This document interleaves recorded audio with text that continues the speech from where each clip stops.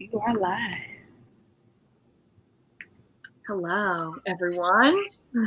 Hey, Long time no see. just a little bit.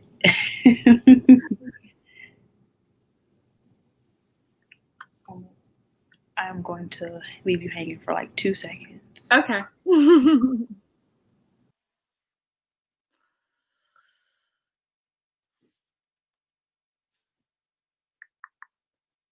We're just going to wait a little bit.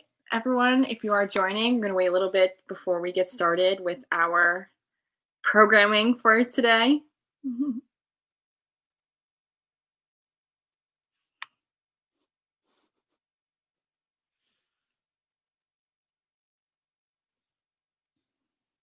Thank you, everyone who is joining us tonight. We are excited to be back with our Facebook Live. We're just going to wait a couple minutes or so and let some people join, and then we'll get started. So thank you so much for joining.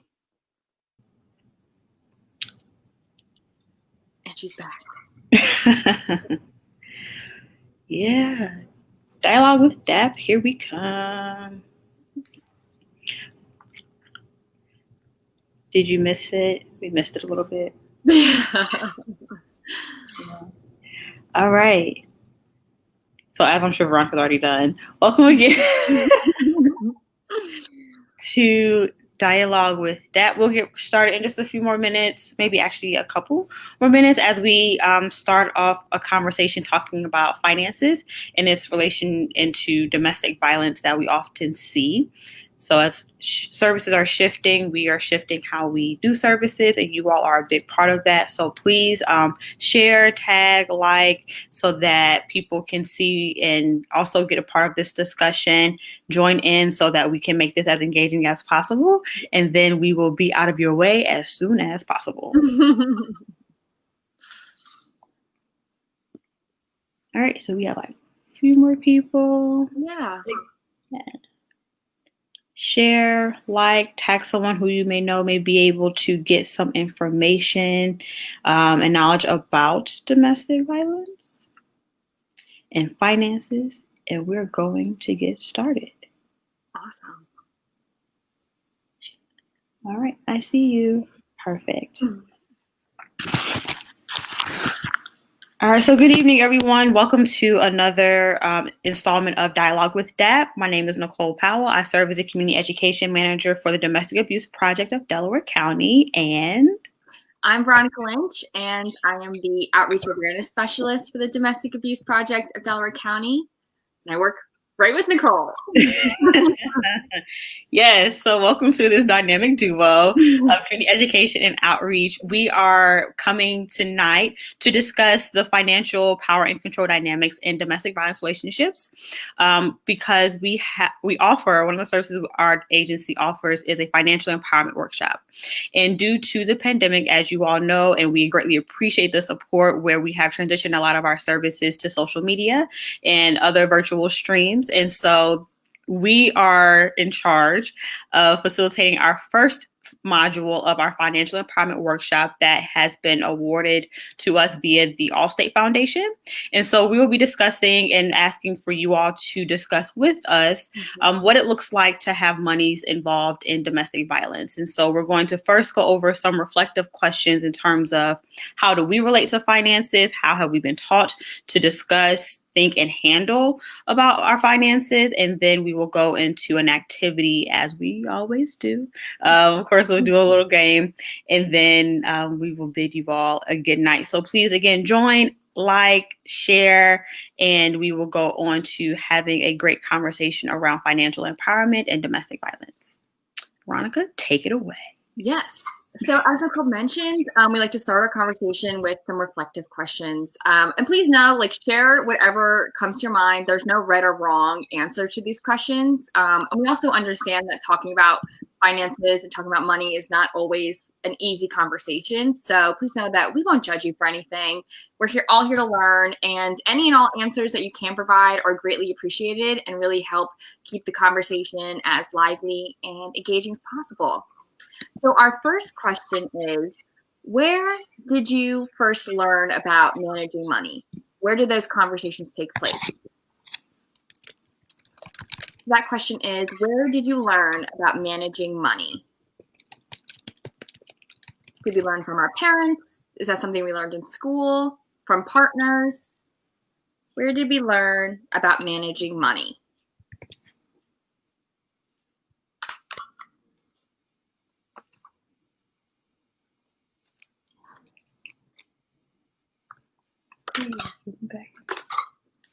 So again, where did you learn about managing money? Did you learn it from parents? Did you learn it for yourself? Mm-hmm. We have parents, family members, and partners. Who learned about money in high school? We wish. Yeah. We did have it was like a keys to financial success class at our high school. So you had to you had to join the class. I never took it. So school was not when I learned money. Oh, wow.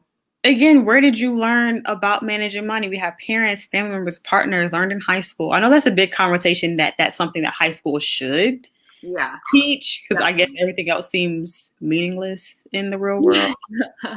Just a tag. So where do you learn about managing money? Where did you learn, Veronica? I learned from my parents for sure, especially about like credit cards and how dangerous credit cards can be, especially because how fun credit cards can be. And then there's like the downside to them. So that was like a big conversation that we always had. So I would say my parents is where I learned about managing money. What about you, Nicole? I feel like managing money was more trial and error and self-taught, unfortunately. Okay. All I heard was, make sure you have good credit kind of thing. Like, don't get a credit card, especially like in college when they're like seeking college students to get credit cards and things like, well, maybe you should get one just to kind of have credit. But yeah. And so when we do ask this question, just around our general public, the main response to where they learned about managing money was from their parents and from their family members. So it seems to be like the general feeling for that is family or parents. So, but like you said, like we mentioned, high school is that the time where we should be talking about money, and what should those conversations for high schoolers look like, I think is always important. Yeah. So again, along the way, if you have any additional responses to where did you learn about managing money, please let us know. But shout out to high schools who are actually doing it, because I think that's really rare. Or even college campuses should be taught there too. Definitely. Yeah. Yeah. Especially because they're getting loans for college. So that would be, hopefully that would be the time where like, my money matters. But college kids are broke anyway, so. Yeah, that could definitely be part of the financial aid conversation. Yeah. So our next question is, and like you said, any and all responses are perfectly valid. We're not going to tell you right or wrong. We all have different experiences with money. So anything you can share, please do. So what did you learn about managing money? So we both mentioned credit and credit cards, as that seemed to be what everyone else learned about first. So our next question is, what did you learn about managing money? What were the important lessons that were passed down?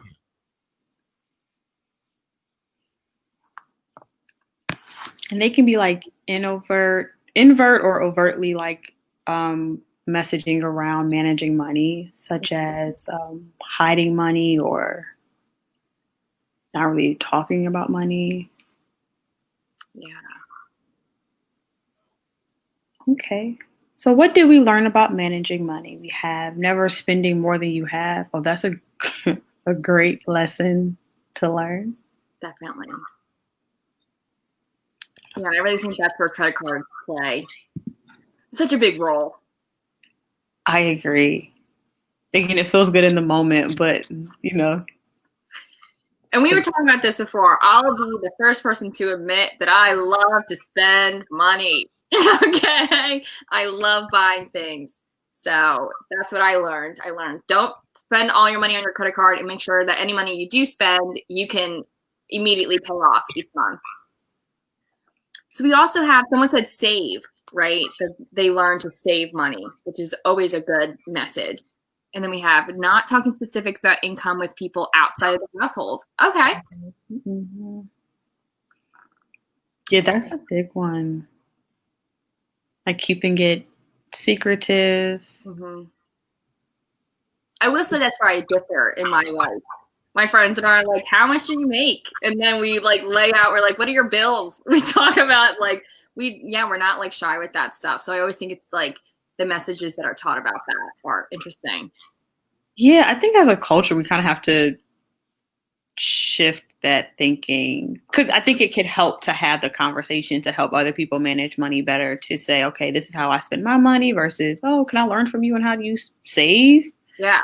Or budget your monthly monies and things like that. Definitely. Well, it's a great point because one of the main things I learned is like I have a close friend who has a financial advisor.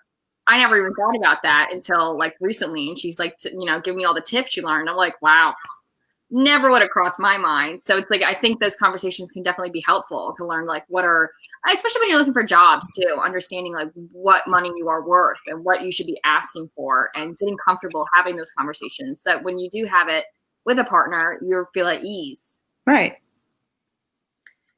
So when people did talk about what they learned about managing money, some of the responses that we got that a lot of people didn't learn how to manage money at all. They thought that wasn't something that was really talked about because it was just, you learned it, like you said, Nicole, trial and error. And a lot of people also learned how to save money and how to manage their money wisely. So that also, I feel like, looks different for everyone, depending on like what we prioritize to spend. If we think real estate is the most wise investments for ourselves, or if we're going to learn how to spend money on stocks, things like that. So I think it's always interesting. Yeah, but if anyone else has any messages that they learned or what they did learn about money, please feel free to share that. Yeah, and I think too, saving is a big piece, but like, how are you being taught to save? So are you being told to like, how much money are you saying put aside, and where do your savings come from? Are you having multiple streams of income where pieces are going into savings and pieces are going to spending? So like, again, budgeting and what does all of that encompass? Because although we were told to save, we just never said like how. Yeah, like what's a good cushion or safe amount to fall back on. Right. I think adulthood wise, we're told to kind of have savings for like 3 months. Yeah. Like what you typically spend. I was like, yeah. And I kind of like, it's like a cushion kind of thing, just in case, like a rainy day stash if something were to happen, like a pandemic. Yeah, I was just going to say that's very relevant now. I think a lot of people, we're experiencing all-time rates of unemployment. Yeah. Having to rely on getting that income when it doesn't really exist. Jobs don't really exist at the moment. Right. It's a lot. If there's any other messages, please feel free to share those and let us know. So our next question is, so this kind of covers what we learned about managing money, but what were the messages that were given? And like Nicole said, like overtly or, covertly, were they straight up said, or is this something that you observed throughout your life? So when you have not talking about the specifics of your income, is that something that was told to you directly? Like you don't share this with anyone, or is that something that you observed and kind of picked up on as you went along in life?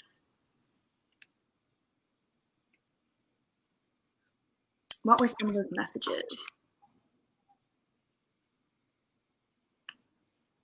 Were they positive messages, negative messages, questionable messages? Have your thoughts about those messages changed as you've gotten older from when you first learned them to now? Yeah, I think as a child growing into like adolescence and other phases in life, you definitely don't have an appreciation for money. Oh. Like your parents are like, do you think money grows on trees? I'm thinking, yeah. Like it's literally paper. Like where else do you get money from? Yeah. So what were the message given around finances? Were there money is not really an option? Again, spending is just fine, or saving is prioritized, and if so, what in which ways? And was it something that was appreciated, not so much?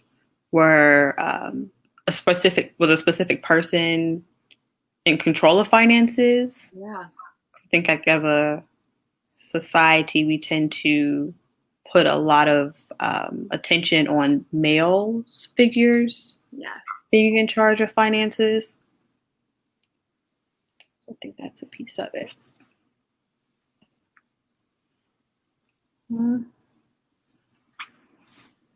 So what responses have we had so far?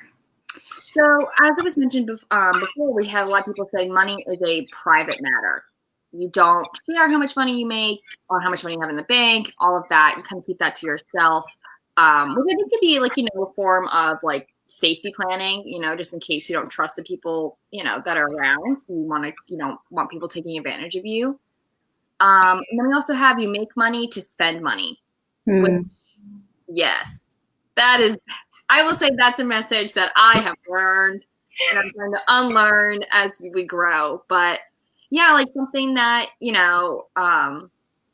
grew is that unfortunately it was you make money, you spend money because you're not going to take your money with you. So while you're here, you can spend it and you'll always be able to make more money, which, that might not be true. I think this pandemic has forced a lot of us to rethink how we see money in general, like across the board. Or what we're putting our money towards. Yeah. And then we also have we save everything. So it seems to be pretty equal across the board. A majority of responses going towards save everything, which is pretty interesting. Especially if you have loans, you got to pay off. You got to pay the loans off, depending if you have a car, student loans, medical loans, or medical bills. You don't really get medical loans, but yeah. What any other messages that people would like to share? I think they have medical loans too. Okay. I've learned that. And then we can go to like a subset of that question would be, were any of those messages specific to you, your gender, your culture, or your faith? So were any of those messages specific to you, your gender, your culture, or your faith? So we have the man is the breadwinner and should bring home more money. Yeah. I feel like that's not, an uncommon thought or something that we might be breaking a little more now, but definitely I've heard that before too.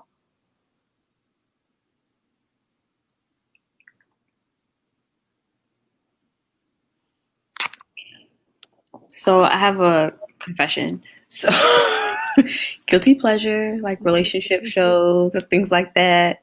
And when they discuss like monies and who should be in charge of what and working and how much money someone makes over another, or in comparison to their partner. So I recently watched, for example, like Married at First Sight, right? Yes. Oh, I love Married at First Sight. And I think a lot of contention in most relationships, is, how do you manage money? How do you all see it? Who is responsible for paying for what? And to like what percentage? Like, are we going half? Yeah. Is the male doing most of it? Is it okay that the female makes more money if you're in a heterosexual relationship? Right? It's still mind blowing to see like how some relationships respond to that. And that's so interesting because like for a personal disclosure, in my family, my mom always made more money because my parents are in completely different fields. My mom's in the medical field. My dad was always in like arts. And, there's not a lot of money in arts. And so my mom was always making more money, but my mom was always the one telling me that men should pay for things. And it's so funny because my mom's also a very proud feminist. So it's always like, what do I believe? So you'd always be like, men should pay for everything. You should, you add what you can, but men, bottom line, they do that. So, and that's something that I disagree with, as an adult now. I don't think it should be based on gender, but that was definitely a message that I heard a lot growing up. Yeah, I just know it was a matter of whomever can handle the money, can manage the money best, is who should take care of like the bills, or it's a matter of who doesn't matter, like everything is joint. But one person specifically made sure that things got paid and taken care of. Yeah, definitely. Without calling anybody out in this moment.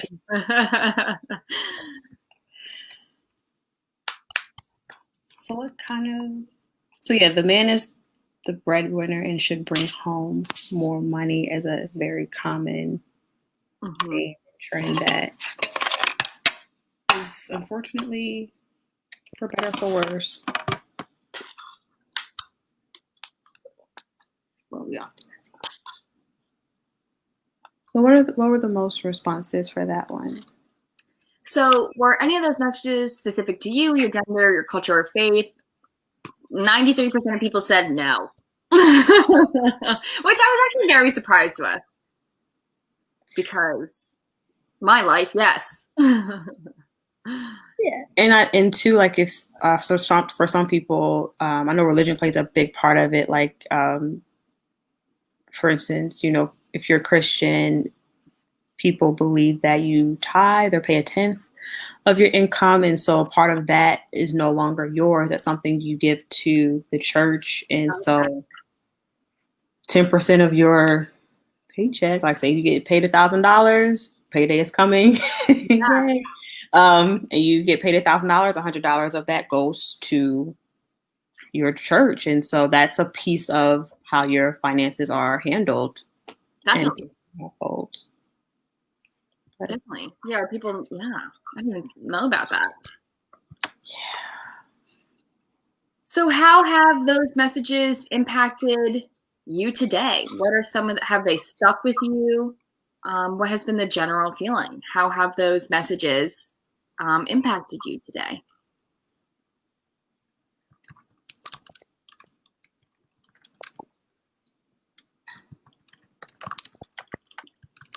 And I can share some of the responses that we got to that. So we have, I try to save as much as possible, and I'm frugal, which is what we see with like the responses that we got before with save everything, money is private, and then with the next one, money is private, savings are important, and to not have debt, which is, I agree.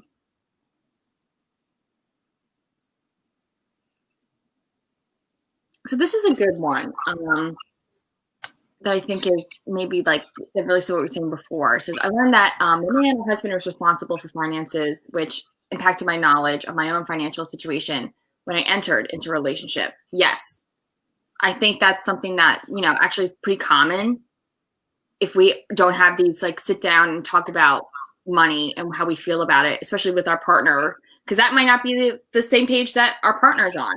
And they might not believe that at all. But yeah, that was a big thing. That, like I said, that's what my mom told me, that you go on a date, they pay, like the man pays. If I have to drive my car, he should be paying for my gas. If like we're going shopping, he should pay for like what I buy. But I'd be like, well, then it's not mine. But I mean, that's a good point. Like, although you've been taught that your partner should pay for things for you, and then you feel like, well, that takes away my ownership and power over that item or that thing, which is pretty much what we go through with our clients, right? Like their partner who has more control over the monies and things, and they pretty much hold it over their head, like, this is mine, I paid for this, so you have no power or control in this relationship, or as relates to discussing these kinds of important financial decisions. Yeah. Because since money can tie down to like legality of things. If I pay for something and I sign for it, right, it's under my name, I have legal ownership of that. And so it's like harder to prove, well, I did all these things if I'm not on a contract, if I hadn't put like my credit card's not on it, or I'm not paying the bills. So it can definitely run into issues with that. Some people said they feel guilty spending money sometimes, which I wish I did. No, this is going to all come back to me how Veronica spends too much money. This is what this whole thing is. Yeah, I mean, it's a matter of, again, like how well do we manage money? How well do we put money aside to say, okay, this is specifically set aside for spending leisurely? Yeah. Versus this is something we have to keep to save, you know? Yeah. For other things, right? Also, yeah, because we also forget that, right, how we break down our money, especially with like things around now, it's the holidays, gifts. While we understand it's important to save, a lot of times too, money or buying things is how a lot of people show their love for one another. And that's how that's their love language. So it's about setting those boundaries about what's a healthy gift that we can get, but we're not putting ourselves in debt, because putting ourselves in debt doesn't mean that we love a person. Yeah, that goes with a lot of like relationship dynamics with parents and children, and also like with partnerships. Like when some parents feel that their children are lacking in one area, then we'll make up for it by giving them all the materialistic things that they desire without really giving them a substantial understanding of why they can't get this today, Exactly. Which can hurt in the long run too. It's okay to have conversations with little people. They can comprehend like other human beings. Yeah, absolutely. Yeah, because we see, and I've talked about this before, there's a lot of emphasis put onto money and what do you financially bring into a relationship, and that is what your whole worth is reduced down to, with not your personality, not how you support one another. It's what can you give to me, and I think that really confuses a lot of teens and even college kids because you don't have money. So you feel like as if you're not important in a relationship because you can't go out and buy a million things for your partner. Yeah, I think, again, like as a culture, power equals money or money equals power. Mm-hmm. The more money you have, the more powerful you are. The more power you have, the more say you can make. Again, that's like relationships, even in the workplace, right? Like whomever makes the most money is literally your boss. And so they have all the power to make big decisions across the board. Definitely. Ooh, we have great responses. So if money is not everything, there is an emotional piece that is very important. I agree. I very much agree. Me too. It's just how do we continue that messaging? Yeah. How can we have these conversations to prove to someone that you don't need to make that much money to be valuable? Right. Or to be valued or to have, control. I think we have to be careful too that money can be very dangerous if we're not careful, right? Especially in relationships. And it seems like when people pass away in some people's families, that's when like money becomes a huge point of contention, which is really unfortunate and backwards considering what death represents, right? Absolutely. So what messages do you think survivors of domestic violence relationships get from their abusive partners regarding money? So what messages do you think survivors get from their abusive partners?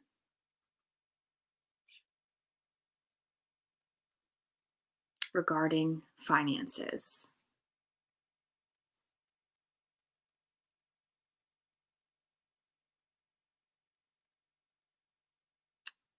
What messages, yes, do you think survivors of domestic violence get from their partners?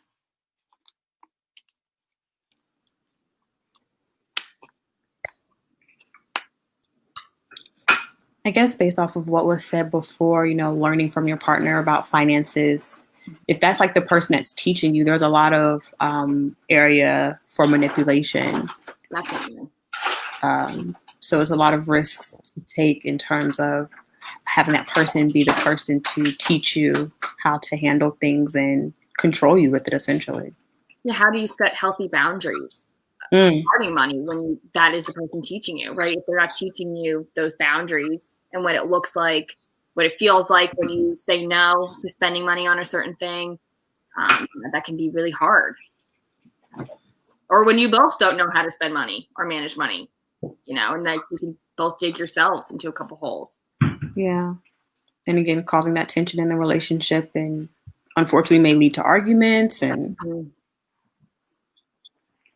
So some of the responses that we got with the survey, and that kind of ties back to what you were saying with the person who is good, the best at managing money should cover the bills.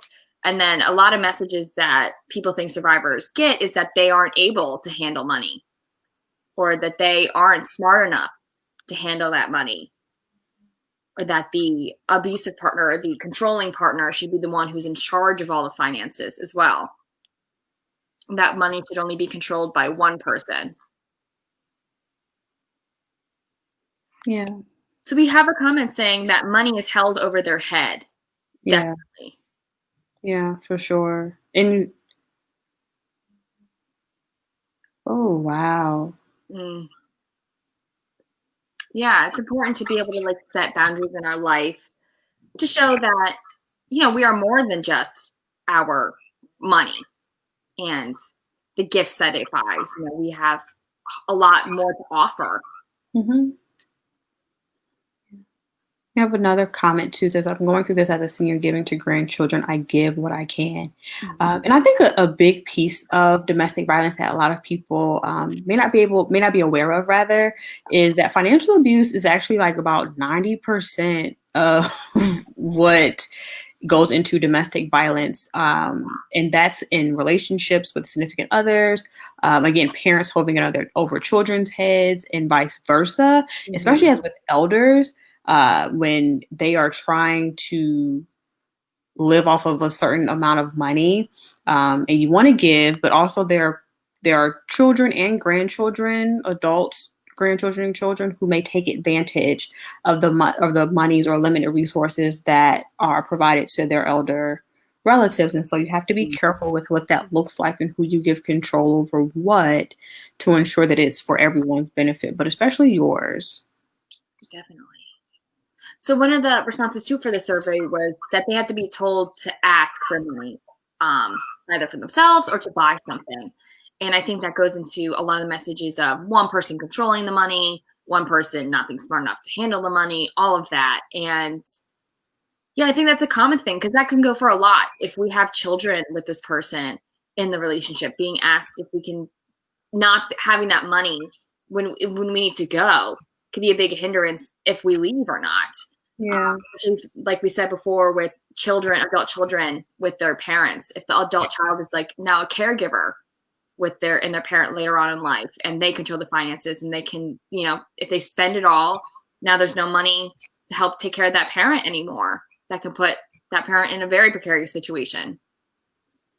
Yeah. And even if you are able to work and are working, and your partner is taking advantage of what you're able to contribute financially, or even your parent, again, whomever you live in the home with, who is either connected to you by blood or intimate relationship, just, being careful on how much control you give someone over the money that you do bring into the household, or ensure that the money is being managed properly. Because, we've had incidents where, a caller will say that they entrusted their partner to pay certain bills, and then come to find out they had not. And so they're having a hard time managing their money and rebooting their credit, possibly due to someone else's mismanagement of their funds.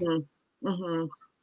Yeah, or we'll get adults who didn't realize that their parents had opened credit in their name and didn't pay the bills.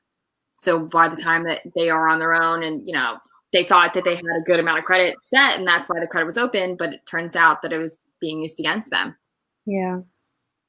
A lot of young kids have that experience and not know until they come of age. Yeah. So those are the reflection questions. But since they are posted in the comments and everything, please, if you have any other responses, just feel free to share them, and we'll, talk about it.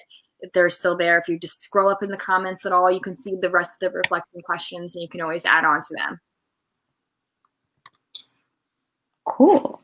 So thank you for leading our reflective questions, Veronica. We will now co-facilitate an activity that we kind of used to play as kids, of red light, green light, yellow light. Mm-hmm.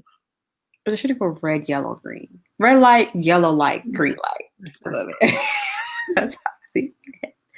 Okay. And so we're going to call out some scenarios as to How we would identify this, we deem this to be red, which is a financially abusive behavior. Yellow, it raises some red flags, but not too sure if it could be considered financially abusive. Or green, it sounds like a healthy financial relationship or behavior. So we'll put that in the chat to kind of show you what it looks like. Mm-hmm. And then we will start with our first scenario. My partner has me on a budget. Is that healthy? So green for healthy, red for unhealthy, yellow for not sure. So my partner has me on a budget. Is that healthy, unhealthy, or not sure? Red, yellow, or green? My partner has me on a budget. Red, is that an unhealthy financial relationship behavior? Yellow, are we not sure? Or green, it's a healthy relationship behavior.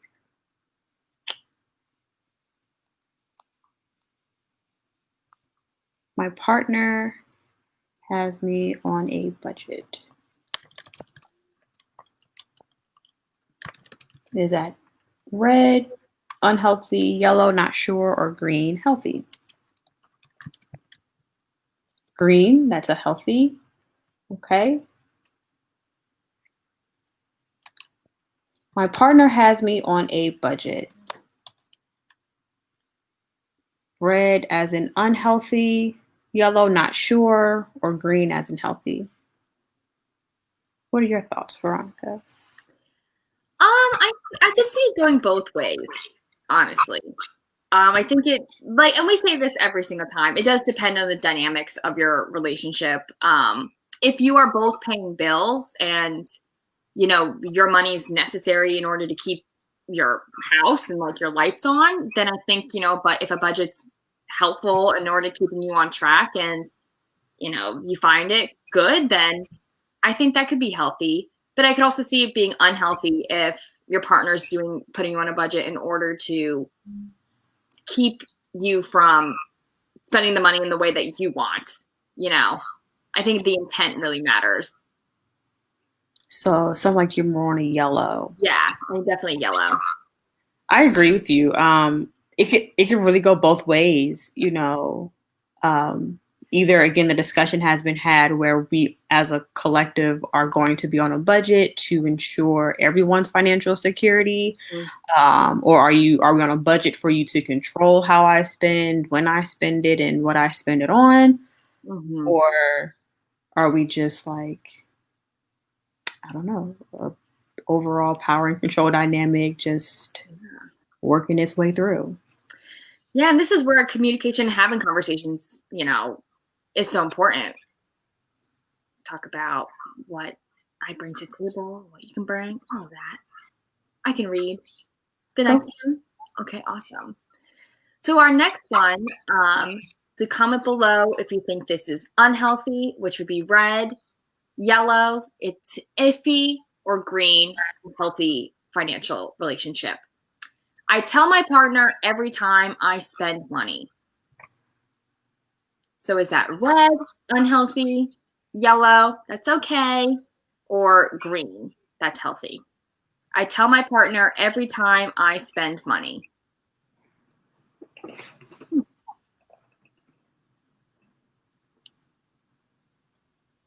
What do we think? I tell my partner every time I spend money. Is that red, unhealthy, yellow? It could go both ways, we're not sure, or green, that's healthy. So someone says red. I tell my partner every time I spend money. Someone says that's red for sure.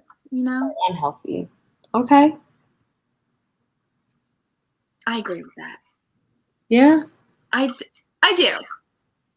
Only because this because it's a personal thing. I don't need to be shamed. I mean, and again, right, it's hard to pick just one. So it can be unsure too. If you're afraid to share what you're spending your money on with your partner because of fear of retaliation, or because your partner has control over your money and wants to know what it's all, I think that could be red. I don't necessarily think you need to tell every single time you spend, even if you are budgeting. I don't think every single penny needs to be shared. I think you are allowed to have private spendings. What do you think, Nicole? I'm rereading it because I know we do like our activities are like listen to what's being said, like listen to the language, pinpoint certain things. So if you say I tell my partner every time I spend money, then I could definitely see that as a red, unhealthy financial relationship behavior. But again, I could see it's kind of like being unsure as in yellow to say, again, we've discussed this. We're trying to hold one another accountable regarding our spending and budgeting better. And so if spending wisely is the context, then I'm here for it. However, if it's every time I legit spend money, then that's for sure an unhealthy financial behavior. And it's definitely been harder with the pandemic to hide spending, right? Because everything's delivered. So you can't just like have the stuff already. Online shopping is not healthy right now. My mailman is like mad at me every time he comes to my house. I'm like, it's me again. I'll just take that. Thanks. Amazon. Yeah. All right, I'll go next. So we do not always agree on our values around money, but we work together to negotiate joint financial goals. Is that red, unhealthy, yellow, not sure, or green, healthy? In the chat. So red, unhealthy, yellow, not sure, or green, healthy, where we do not always agree on our values around money, but we work together to negotiate joint financial goals. Green, healthy, yellow, unsure, can go both ways, or red, definitely unhealthy. Mm-hmm. Are these healthy financial relationship patterns or not? We do not always agree on our values around money, but we work together to negotiate joint financial goals. Red, yellow, or green? What are your thoughts? Are you asking me specifically? No. Yeah. Oh, I think that's healthy. I think that's green. I think that's very healthy. Because I think the key part is you don't always agree, and that's okay. You know, like we say, we've all learned different messages, and we can't expect. I don't think we should expect our partners to live their life the same way that we do. And if that is something that is important to you in a relationship, again, that's where those conversations matter.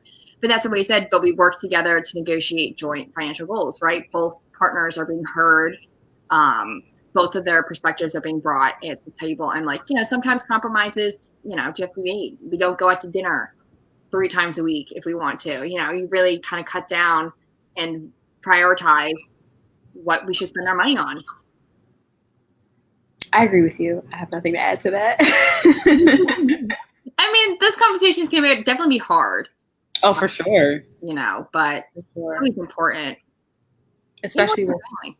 Sorry. Yeah, especially if you have one person who's more headstrong than another, and well, again, married at first sight, guilty pleasure. Yeah. The pandemic did it.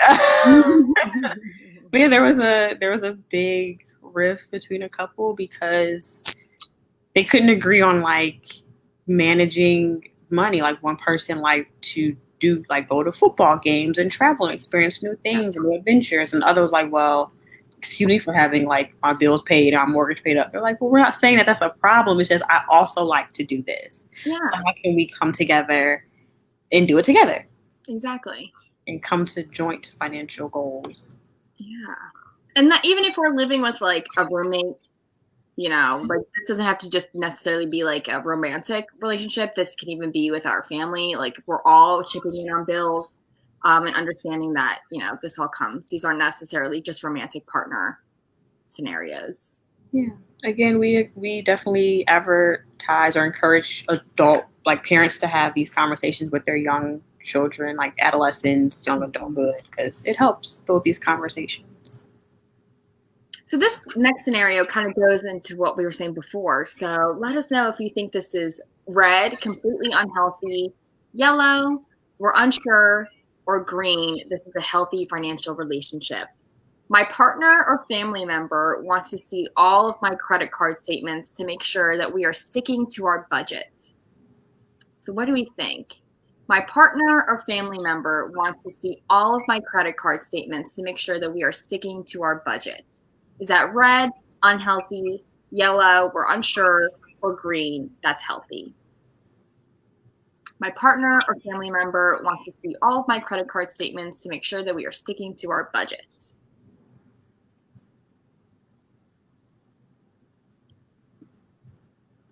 What do you think?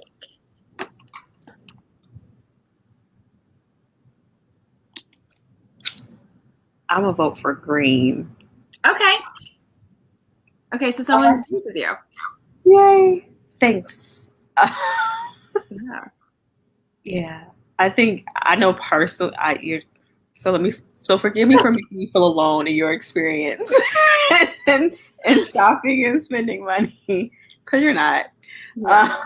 So I appreciate someone intentionally holding me accountable for my spending.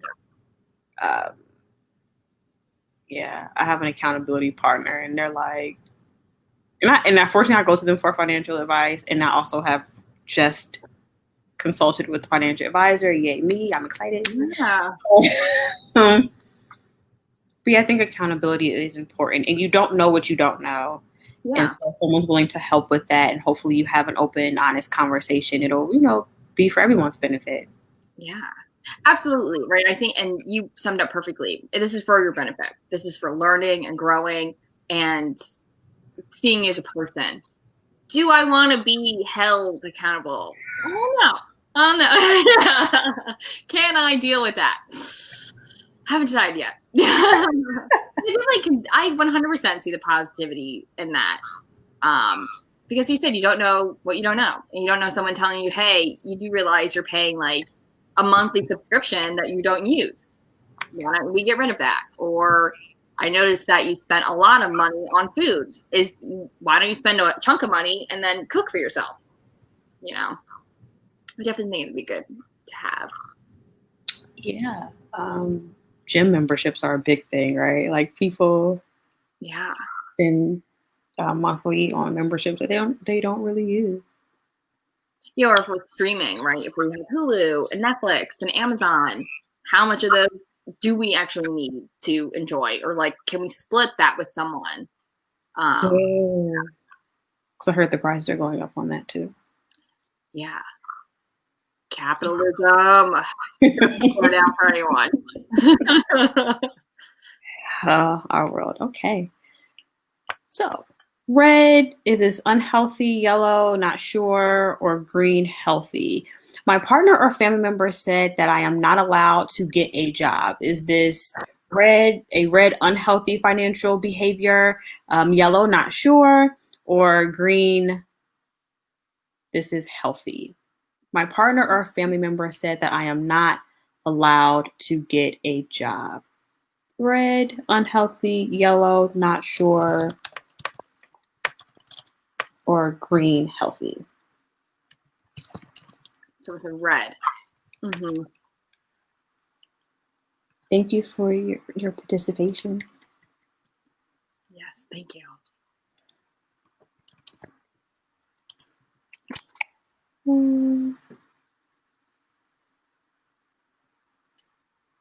So what do we think? My partner or family member said that I'm not allowed to get a job. One of our responses is red, meaning that is an unhealthy financial relationship. And if you want to add onto that, why is that so unhealthy? What stands out about that to you as unhealthy? What do we think?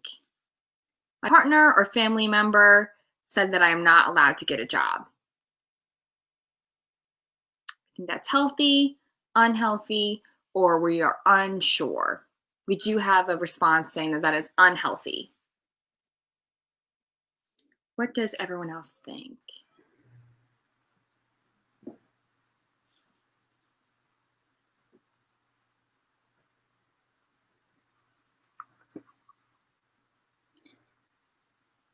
because I agree. I agree. Yeah. It's definitely unhealthy. Yeah, and I think it's kind of important to figure out why they don't want you to get a job. I know the scenario we use with our young people about your partner kind of not encouraging you to get a job because it will mean less time with them. Yeah. But I think that's how they phrase it in the context of, oh, it's about us, our relationship, how much we mean to one another, rather than, again, isolating you from other opportunities. Again, that financial power and control they may hold over you, and just the whole overall manipulative behavior. It can also tie back to the reflection question from earlier with if any of those messages around money are based on gender. This could be a moment of a gender imbalance or using like gender privilege as a way. So if you are in a heterosexual relationship and, you know, they claim that only men should be bringing in the money, so you shouldn't get a job, you know, or if you're working, who's going to spend time with the children, you know, things like that, where again, like your personal growth and time to yourself to learn and continue on aren't valued and they're controlled.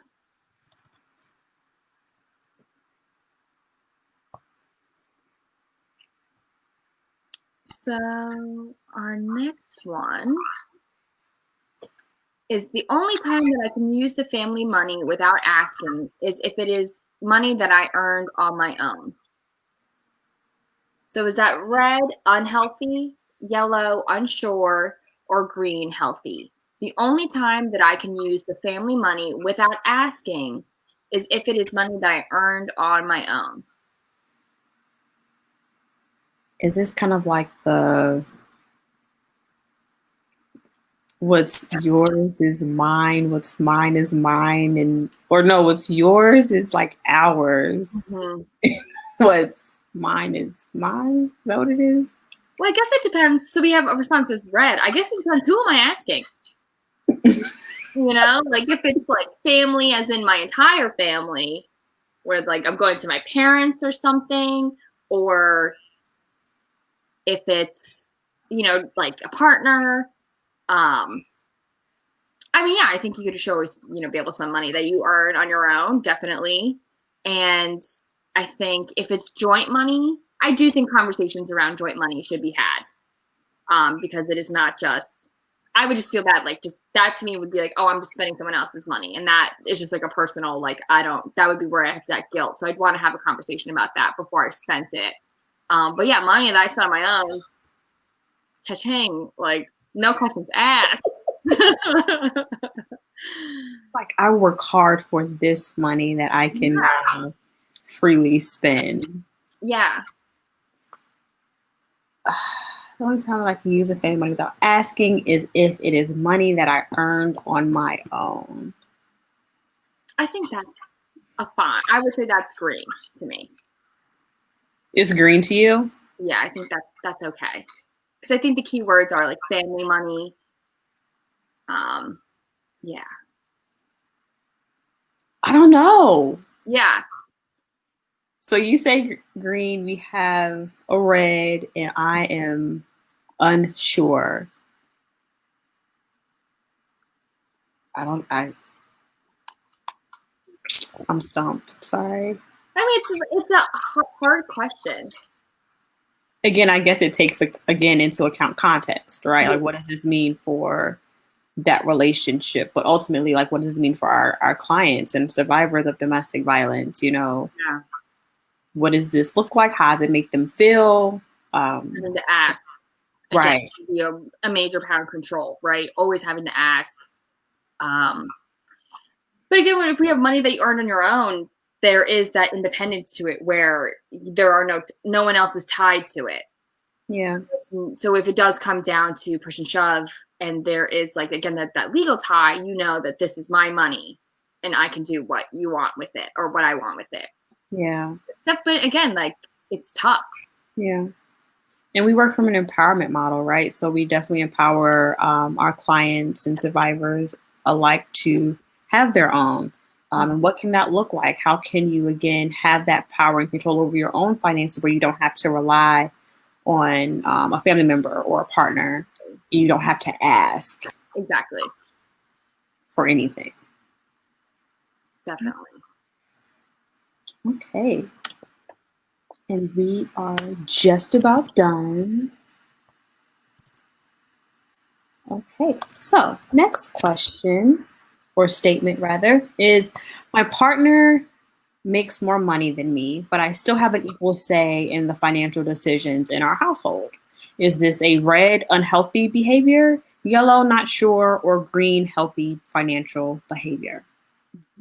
My partner makes more money than me, but I still have an equal say in the financial decisions in our household. Is this red, unhealthy, yellow, not sure, or green, healthy? Partner makes more money than me, but I still have an equal say in the financial decisions. We have green.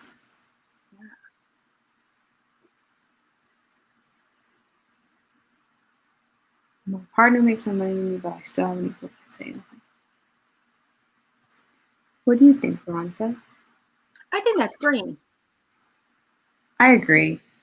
Yay, we all have the same response. Finally. Yeah. Because, I mean, we said this before, one person making more money can give like a power trip there, where they believe that they are in charge. But yeah, I think everyone who lives in the household should have equal say over the finances, because it depends on, that could be your home that you don't have. You know, just because you make less money doesn't mean you don't understand money or know how to manage money. Yeah. Yeah, I agree. Green, if we're having, again, equal say in financial decisions, I think that's important. How money gets spent and managed within the household. Again, a very great discussion, but of course, it's the fact that everything is equal. And again, nothing is being held over the other person's head due to one making more money than the other, which I think is important. Because a lot of verbal abuse can come from that too, and that is extremely damaging and emotionally impactful as well. Absolutely. All right. Yes.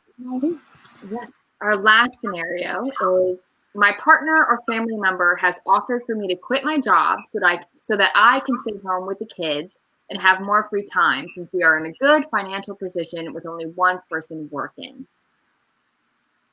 So my partner or family member has offered for me to quit my job so that I can stay home with the kids and have more free time, since we are in a good financial position with only one person working. It's red, yellow, or green. I am interested to hear people's responses.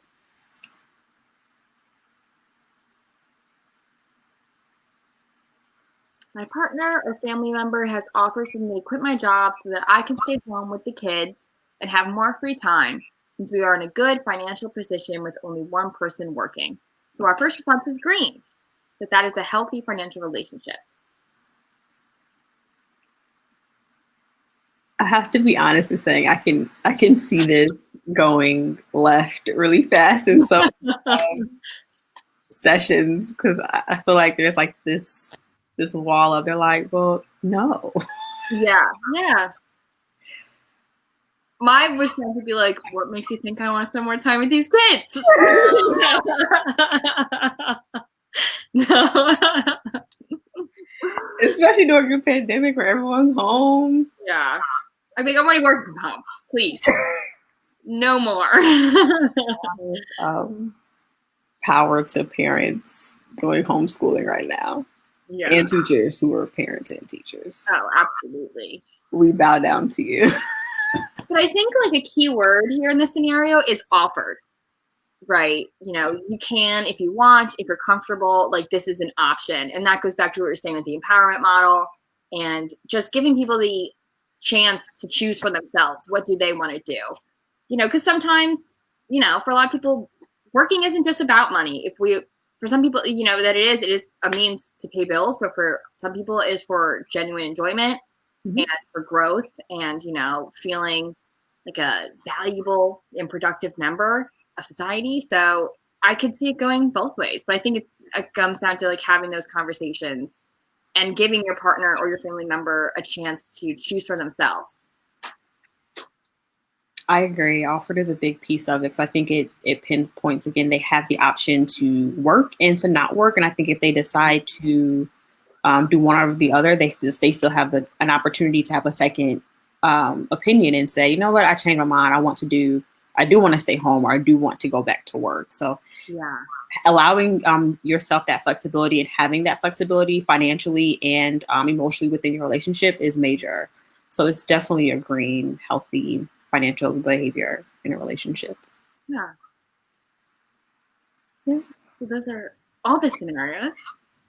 Yay, we did it.